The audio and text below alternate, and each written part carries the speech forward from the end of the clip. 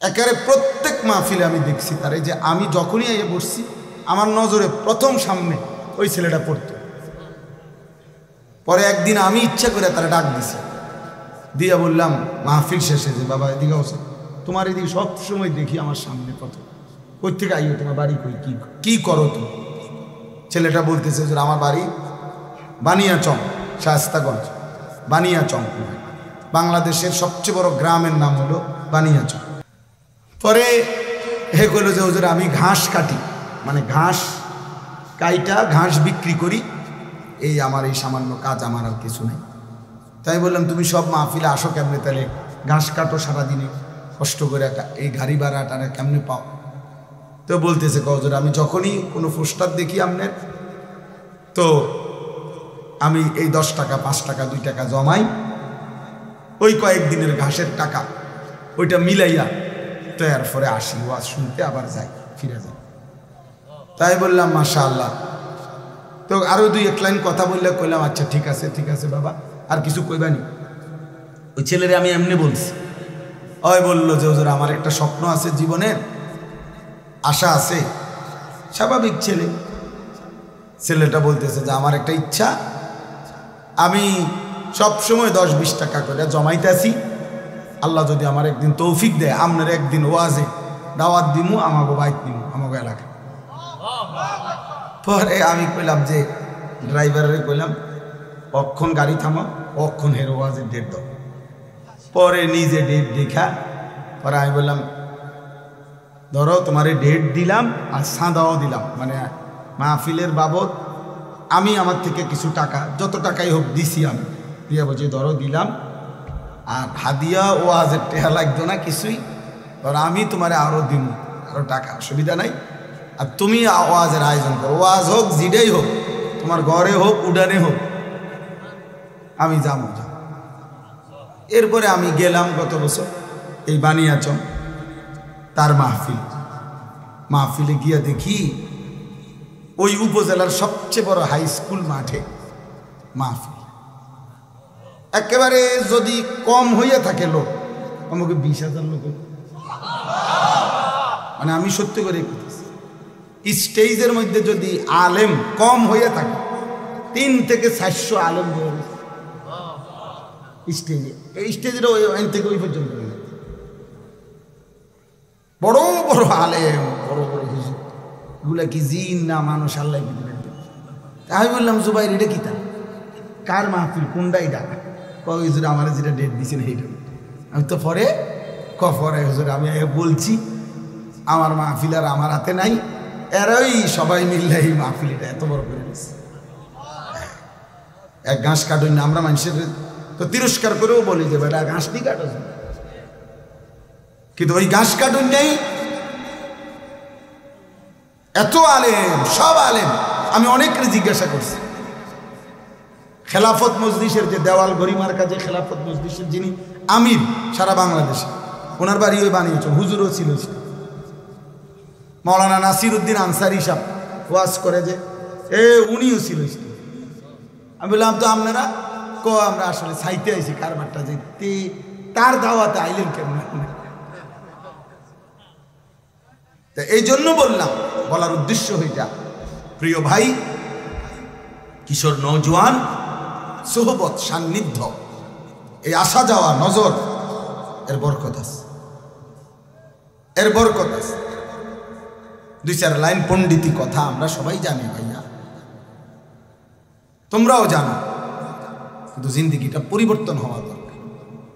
মালুমাত আছে অনেকের, ইলম নাই সবার, অর্থাৎ কিছু বিষয় জানে এটা সবাই, কিন্তু আমলের সাথে এলেম বলা হয় যা আমলে পরিণত হয়।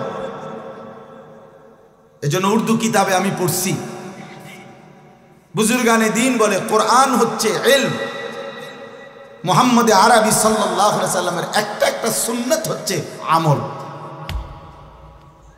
অর্থাৎ কোরআন যা বলতে চায়, যা শুনাইতে চায়, যেভাবে গড়তে চায়, আল্লাহ তাআলা যা চেয়েছেন তার বান্দার কাছ থেকে, মুহাম্মদ আরবি সাল্লাল্লাহু আলাইহি সাল্লামের জিন্দেগি তার পুরা প্র্যাকটিক্যাল নমুনা এটা। এজন্য দোস্ত, সবার কাছে আজকে একটাই ছোট্ট নসিহত, প্রত্যেকেই কোনো না কোনো আলেমের সাথে, আল্লাহওয়ালা মুত্তাকি আলেমের সাথে সম্পর্ক করে। যুবক হোক, বৃদ্ধ হোক, হুজুর হোক, পাবলিক হোক, শাইখুল হাদিস হোক, শাইখুল মাশায়েখ হোক, কোন আল্লাহওয়ালার সুহবত থেকে কেউই মুস্তাগনি, অমুখাপেক্ষী হওয়ার সুযোগ নেই। এটা উচিত। তাহলে কাজে বরকত হয়, খেদমতে বরকত হয়, ইলমে আমলে বরকত হয়, জিন্দেগিটা আখিরাতওয়ালা হয়, আখিরাতওয়ালা হয়। কোরআনুল কারীমের মধ্যে আছে, আল্লাহ তাআলা বলছেন, আল আখিল্লাউ ইয়াওমাইদিন বা'দুহুম লিবা'দিন আদুউন ইল্লাল মুত্তাকিন। কিয়ামতের দিন দুনিয়ার সকল বন্ধুরা একে অপরের শত্রু হয়ে যাবে, শুধুমাত্র মুত্তাকি যারা, তাকওয়ার জন্য একজন আরেকজনকে গুনাহ থেকে বাঁচাইবার ক্ষেত্রে, ইবাদত আমলের উপরে চালাইবার ক্ষেত্রে বন্ধুত্ব ছিল, এই মানুষগুলো কিয়ামতের দিনও হাসরে মিজানে ফুলসেরাতেও বন্ধুই থাকবে। কোরআন শরীফের আয়াত। কোরআনুল কারীমের মধ্যে আছে, আল্লাহ তাআলা বলছেন, অসৎ বন্ধুর কারণে, চরিত্রহীন বন্ধুর কারণে, নাফরমান বন্ধুর কারণে মানুষ হাসরের ময়দানে নিজের আঙ্গুল আফসুস করতে করতে দাঁত দিয়া কামড়াইতে থাকে।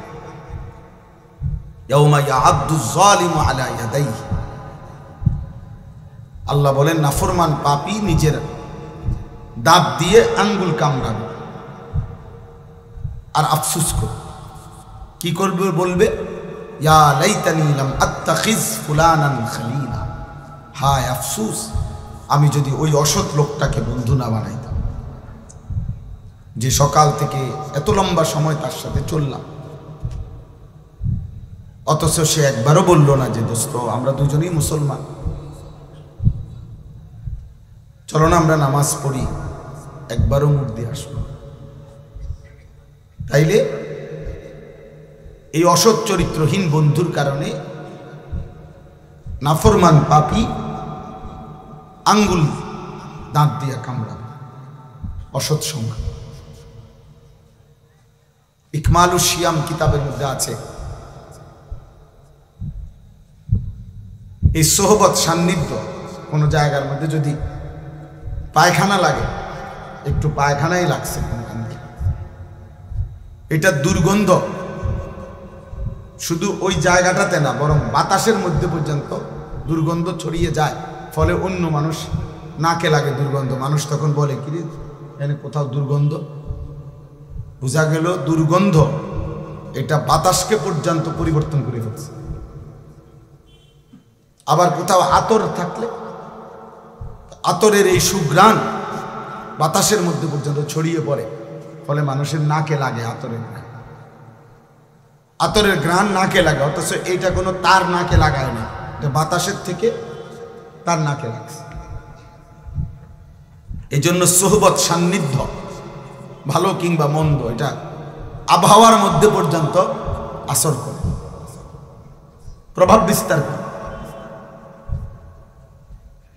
এই জন্য দোস্ত, এটা খুব জরুরি, সান্নিধ্য, আল্লাহওয়ালাদের সোহবত,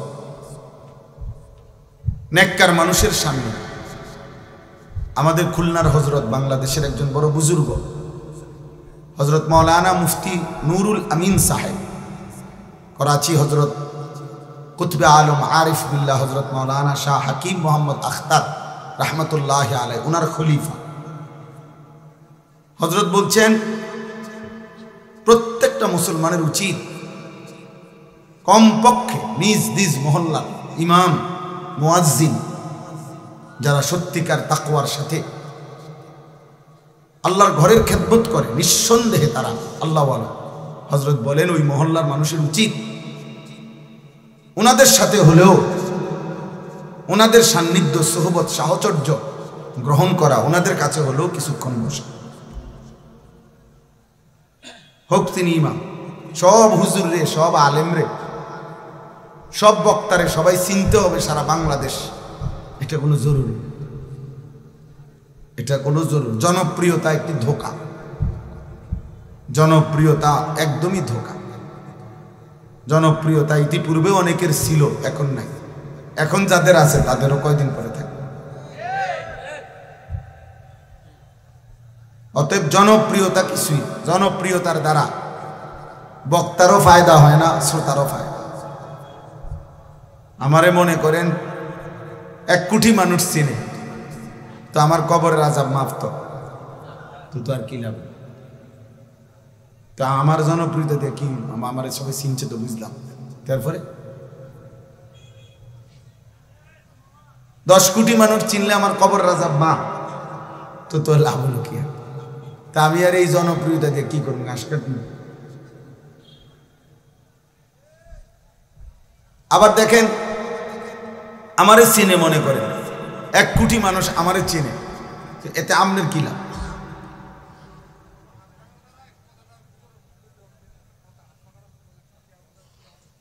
বুঝছেন? ঠিক আছে, মাশাআল্লাহ, জাযাকাল্লাহ। মানে এখন আমারে মনে করেন 1 কোটি মানুষ চিনে, এতে আমনের কি লাভ? চিনে আমারে না, তো আমনে লাফান কি?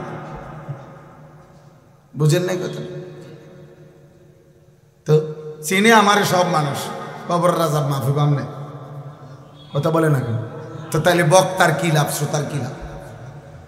ঈমান আমলের ভিত্তিতে, তাকওয়ার ভিত্তিতে বক্তারও লাভ, শ্রোতারও লাভ। সেজদা দিলে আমারও লাভ, আপনাদেরও লাভ।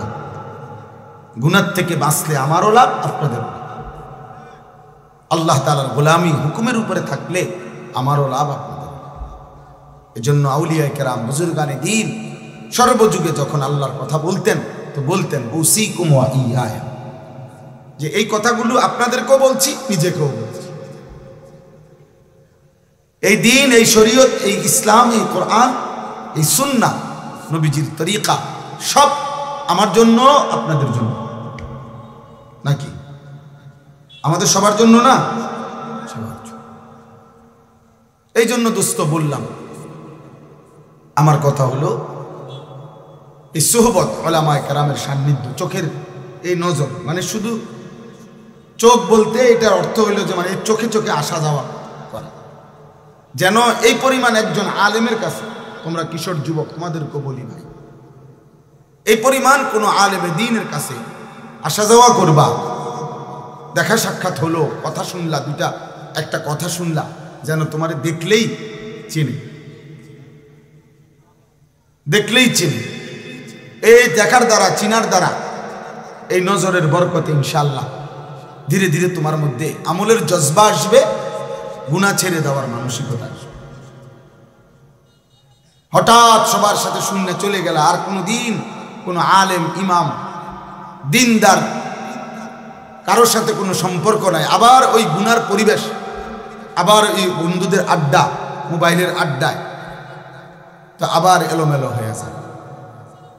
এজন্য একজন আলেমের সাথে আমার শায়েখ আল্লামা মুফতি মুশতাকুর নবী কাসেমি হযরত এটা বলে সবসময়, যে কোনো একজন আলেমের সাথে কমপক্ষে এভাবে সম্পর্ক রাখা উচিত যেন হাসরের ময়দানে উনি দেখলে আমাদের চিনে। এই পরিমাণ আসা যাওয়া করছে, যেন লক্ষ মানুষের সামনে ভিড়ে থাকলেও এই যে আমার পরিচিত, আমার মহব্বতের এনেছি।